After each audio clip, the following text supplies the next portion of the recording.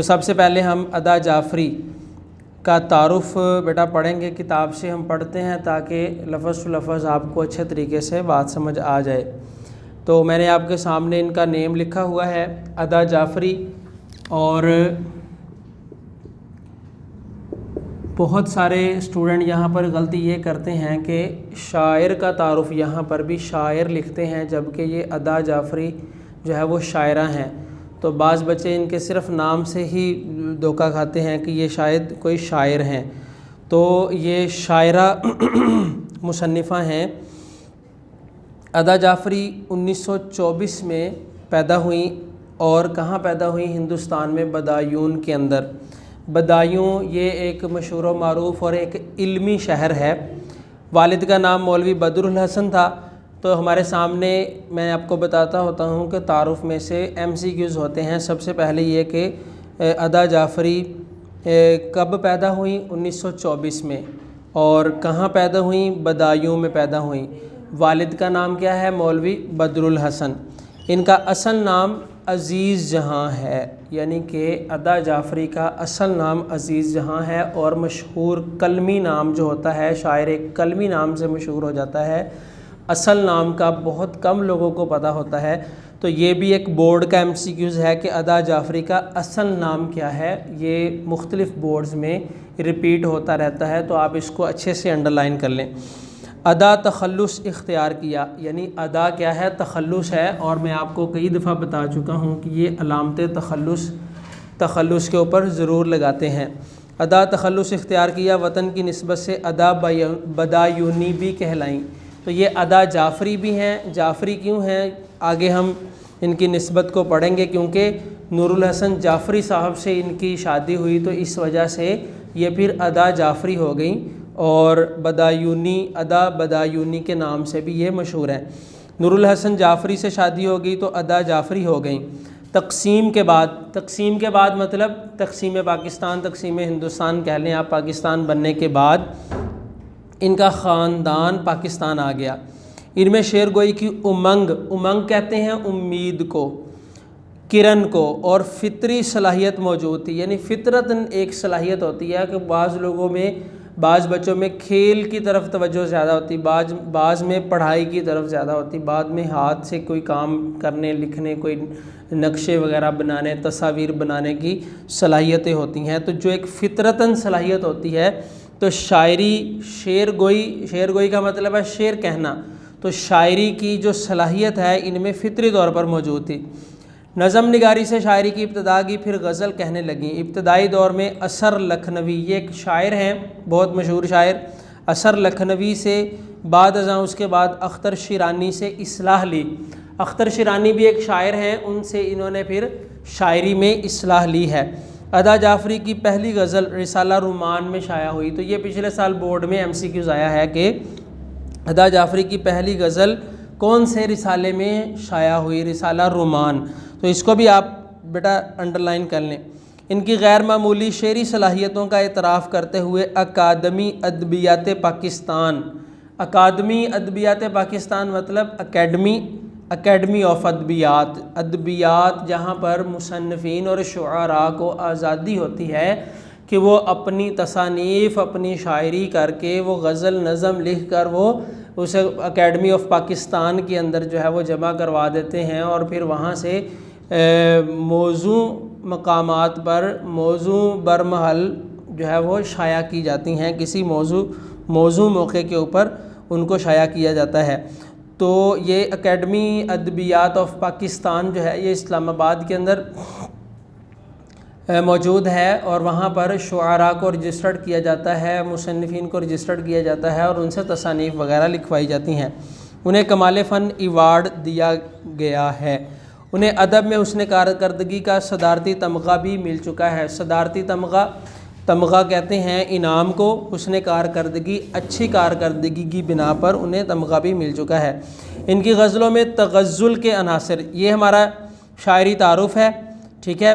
ایک ہم اوپر لائن پڑھ چکے ہیں، شعر گوئی کی امنگ اور فطری صلاحیت موجود تھی، ٹھیک ہے۔ ان کی غزلوں میں تغزل کے عناصر، تغزل غزل کہنا، لطیف احساسات یعنی کہ باریک قسم کے احساسات، ایک بے نام افسردگی اور جدائی کی کسک موجود ہے۔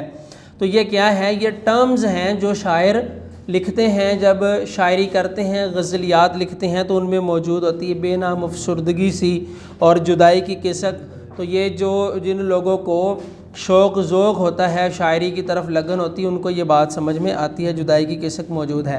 ان کی خود نوشت جو رہی سو بے خبری رہی، خود نوشت ہاتھ سے لکھی ہوئی کتاب اپنے بارے میں، اپنے خیالات کے اظہار کے بارے میں کے نام سے شائع ہو چکی ہے۔ ان کے شعری مجموعوں میں شہر درد، میں ساز ڈھونڈتی رہی، غزالاں تم تو واقف ہو اور ساز سخن بہانہ ہے شامل ہیں۔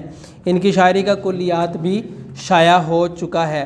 تو یہ بیٹا آپ نے تعارف اچھے طریقے سے کر لینا ہے، اور اس میں آپ کو جو ایم سی کیوز ہیں میں وہ آپ کو بتا چکا ہوں، اور یہ آپ نے ان کے تعارف میں سے جتنے بھی ایم سی کیوز ہیں آپ کے ذمہ ہیں کہ آپ نے ان کو اچھے طریقے سے ہائی لائٹ کرنا ہے اور یاد بھی کرنا ہے۔ تو اس طرح ادا جعفری صاحب کا ادا جعفری صاحبہ کا ہم نے تعارف جو ہے وہ اچھے طریقے سے کر لیا ہے۔ اس کے بعد ان کی غزل ہے، اور غزل بھی یہ بہت مشہور زمانہ غزل ہے اور بہت آسان ہے۔ یہ فخر تو حاصل ہے برے ہیں کہ بھلے ہیں، دو چار قدم ہم بھی تیرے ساتھ چلے ہیں۔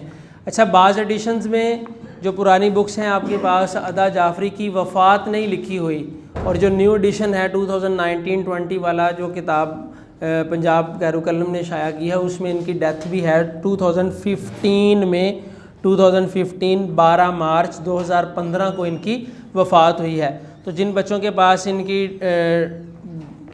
ڈیتھ کی ڈیٹ موجود نہیں ہے، لکھی ہوئی نہیں ہے، تو آپ نوٹ کر سکتے ہیں 12 مارچ 2015 میں۔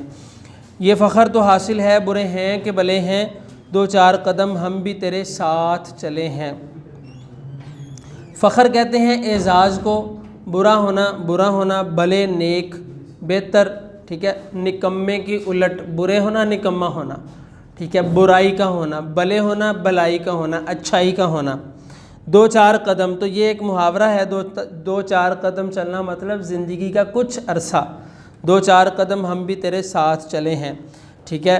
تو یہاں پر ادا جعفری صاحبہ نے ایک عاشق کی فطری جو ہے وہ کہہ لیں کہ جذبات کا اظہار کرتے ہوئے یہ کہا ہے کہ عاشق کو اس بات سے کچھ غرض نہیں ہے کہ دنیا اس کے بارے میں کیا رائے رکھتی ہے، زبان خلق اس کو کس نام سے پکارتی ہے، لوگ اسے کیا کہتے ہیں، نگاہیں اس کے پیچھے کتنا تعاقب کرتی ہیں، ٹھیک ہے، کتنے لوگ ہیں جو اس کے بارے میں اچھا گمان رکھتے ہیں، اور کتنے لوگ ایسے ہیں جو اس کے بارے میں جو ہے وہ برا خیال رکھتے ہیں۔ اس کو اس چیز سے کوئی فرق نہیں پڑتا، اسے فرق کسی چیز سے نہیں پڑتا۔ اس شعر میں انہوں نے یہ کہا ہے کہ برے ہیں یا بھلے ہیں، دنیا جو کچھ مرضی کہتی رہے، ہمیں اس سے کوئی غرض نہیں ہے، لیکن ہمیں اس بات کے اوپر فخر ہے۔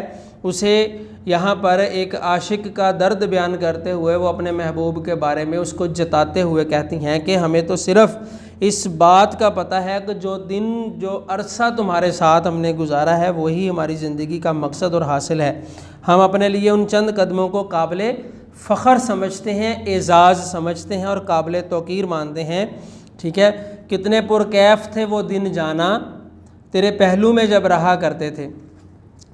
اسی طرح انہوں نے یہاں پر ان بیتے ہوئے لمحات کو بھولا نہیں ہے، بلکہ اس کو یاد کرتے ہوئے انہوں نے کہا ہے، جیسے کسی جو ہے وہ شاعر نے خوب کہا ہے کہ روز کہتا ہوں بھول جاؤں اسے، روز یہ بات بھول جاتا ہوں۔ تو یہاں پر انہوں نے اپنے محبوب کے ساتھ محبت کا اظہار کیا ہے اور اس کو جتایا ہے۔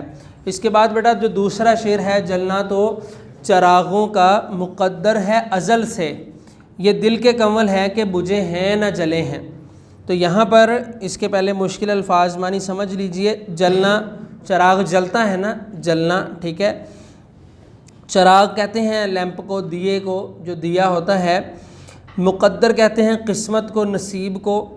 ازل سے، ہمیشہ سے، جس دن سے کائنات کی تخلیق ہوئی ہے اس کا پہلا دن ازل ہوتا ہے۔ تو چراغوں کو جلنا نصیب ہوا ہے جب سے چراغ کی اس کائنات میں آمد ہوئی ہے۔ چراغ کو بنایا اس لیے جاتا ہے کہ اس کو جلایا جائے، وہ دیا روشنی دے۔ یہ دل کے کنول ہیں، کنول کہتے ہیں مراد دل کا پھول، ٹھیک ہے، بجھے ہیں نہ جلے ہیں۔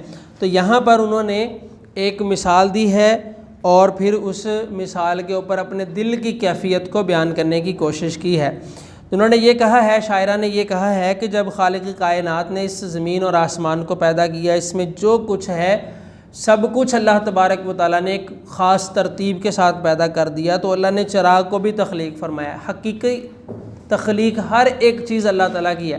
یہ بلڈنگ ہم بناتے ہیں، ایک انسان بناتا ہے، لیکن حقیقت میں یہ اللہ کی تخلیق ہے کہ اللہ نے ایک انسان کو عقل دی، دماغ دیا، تو اس نے ایک اتنی بڑی بلڈنگ کھڑی کر دی۔ تو دنیا کی ہر چیز حقیقی طور پر اللہ تبارک و تعالیٰ کی طرف جاتی ہے کہ اس کا حقیقی خالق وہ اللہ تبارک و تعالیٰ کی ذات ہے۔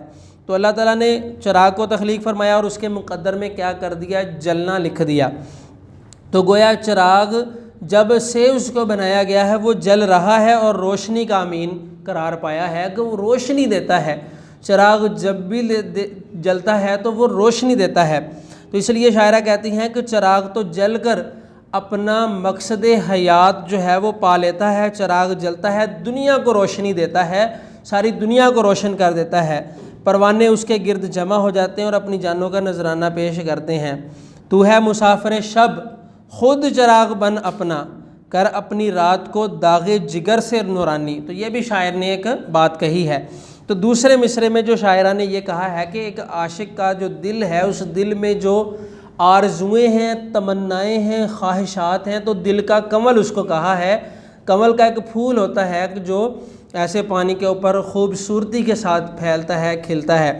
تو شاعرہ نے یہ کہا ہے کہ عاشق کے دل کے جو کنول ہیں، یعنی اس کی جو تمنائیں ہیں، خواہشات ہیں، وہ ایک پھول کی مانند ہیں، لیکن ایک پھول جو ہے وہ چراغ تو ہمیشہ جلتا رہتا ہے، روشنی دیتا ہے، لیکن یہ جو دل کے پھول ہے، دل کے کنول ہیں، یہ نہ بجھے ہیں نہ جلے ہیں، نہ یہ کھلتا ہے نہ یہ ختم ہوتا ہے۔ مراد یہ ہے کہ شاعرہ ایک عاشق کی کیفیت بیان کرتے ہوئے کہتی ہیں کہ اس کی جو مراد ہے، اس کی جو تمنا و خواہش ہے وہ پوری نہیں ہوتی، اور وہ کیا ہے؟ وہ ایک یہ ہے کہ محبوب کا قرب، محبوب کی تلاش اس کو رہتی ہے، لیکن وہ جدائی میں رہتا ہے۔ کبھی وہ وصال ہوتا ہے، کبھی فراق ہو جاتا ہے، کبھی جو ہے وہ وصال ہوتا ہے، کبھی فراق ہو جاتا ہے۔ جس طرح چراغوں کو جلنا ہمیشہ کے لیے اس کی قسمت میں لکھ دیا گیا ہے، ہماری قسمت میں محبوب کا ملنا یہ نہ لکھا گیا۔ نہ یہ چراغ جو دل کا کنول ہے چراغ کی طرح نہ جلتا ہے نہ بجھتا ہے، اثر اس کو ذرا نہیں ہوتا، رنج راحت فضا نہیں ہوتا۔ تو یہاں تک بیٹا ہم نے یہ 2 شعر آج ہم نے کیے ہیں۔ شاعرہ کا تعارف آپ نے اچھے سے یاد کرنا ہے، ان 2 اشعار کی تشریح کرنی ہے۔ باقی جو 4 شعر ہوں گے وہ ہم نیکسٹ لیکچر میں کریں گے۔ آج 2 شعر پڑھانے کا مقصد صرف آپ کو یہ ہے کہ آپ شاعرہ کا تعارف جو ہے وہ اچھے سے کر سکیں۔ اس کو دیکھ لیجئے گا، اچھے طریقے سے یاد کیجئے گا۔